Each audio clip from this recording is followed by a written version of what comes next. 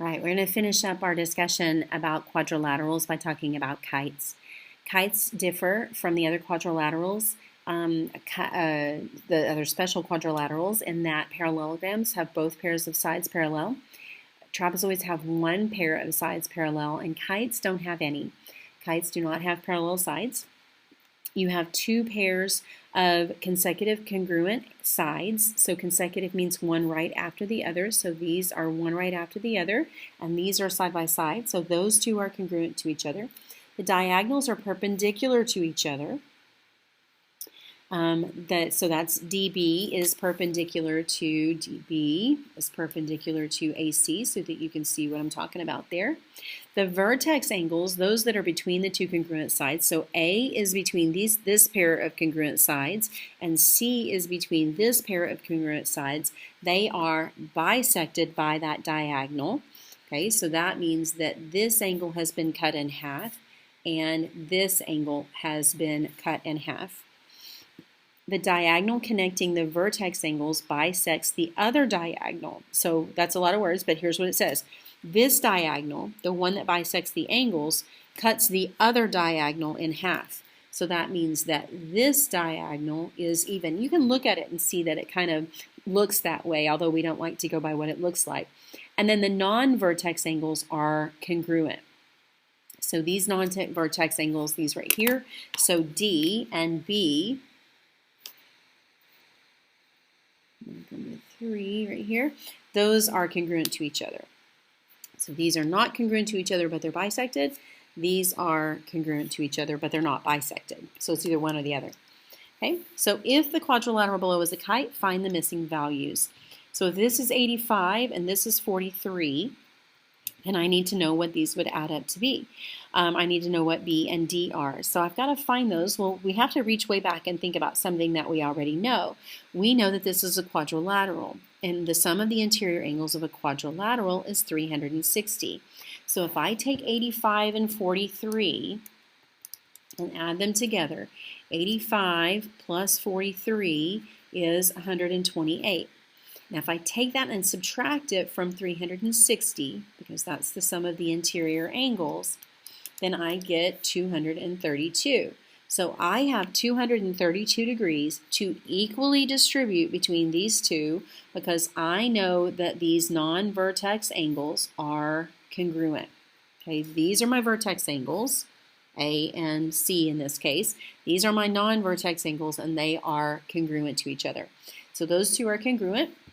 So I'm going to take that 232 and I'm going to divide it in half, which means that each of these angles is 116 degrees.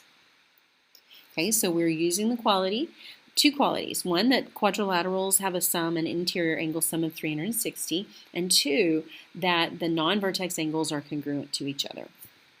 Okay, so let's look. We're talking about the angles of the kite, so let's refresh our memory. The diagonals are perpendicular. The vertex angles have been bisected, so these are bisected, but they're not congruent. These are congruent, but they're not bisected.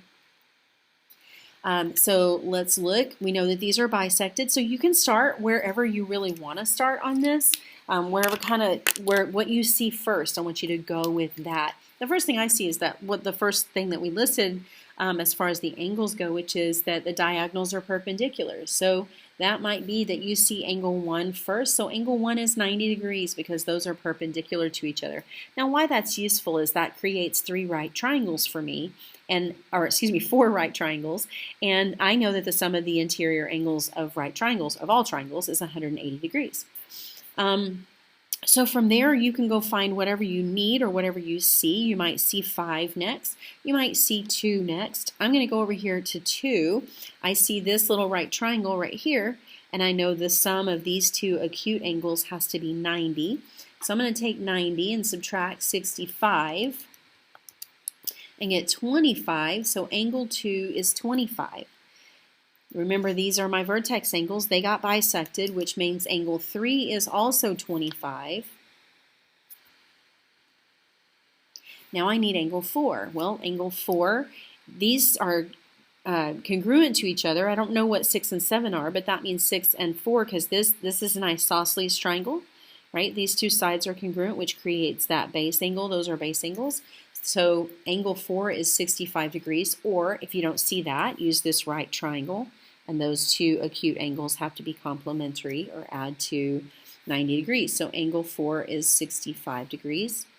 Okay, so then I need to go over here to 5. I need to jump around and figure out, you could find 7 next, but I'm going to go numerically.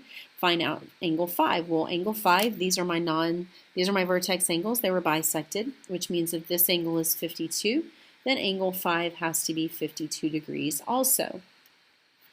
From there, I could find 6. Again, I've got this right triangle right here.